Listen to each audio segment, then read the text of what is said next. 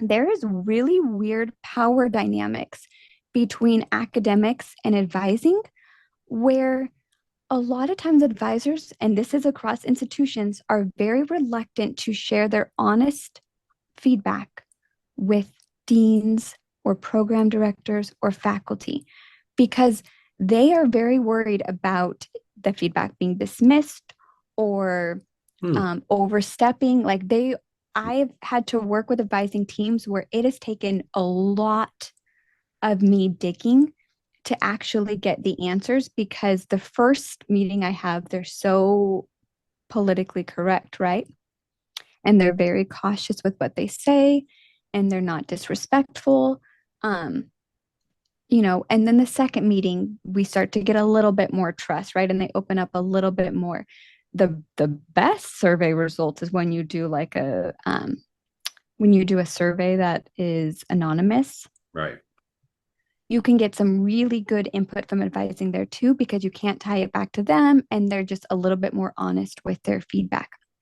So I will say, if you're a leader and you're asking your advising team and they're saying everything is great, it's probably not true. They're just Yeah. probably not being honest with you, right? Um, and then I always say, kind of another part of this, getting back to the process, is looking at the actual course itself and auditing the course from like a very objective standpoint. Um, I've seen where in week one, there's 6 assignments due. Right. And it's like, well, if a student is just orienting themselves to the course and there's 6 assignments due, they might just leave right you know, before week one ends.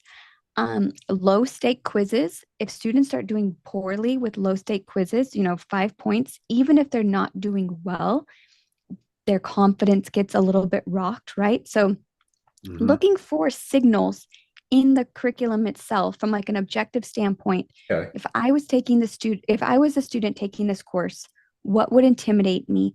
What might make me head to the exit and choose a different class or drop out for a couple of terms, right? And so we look at the course.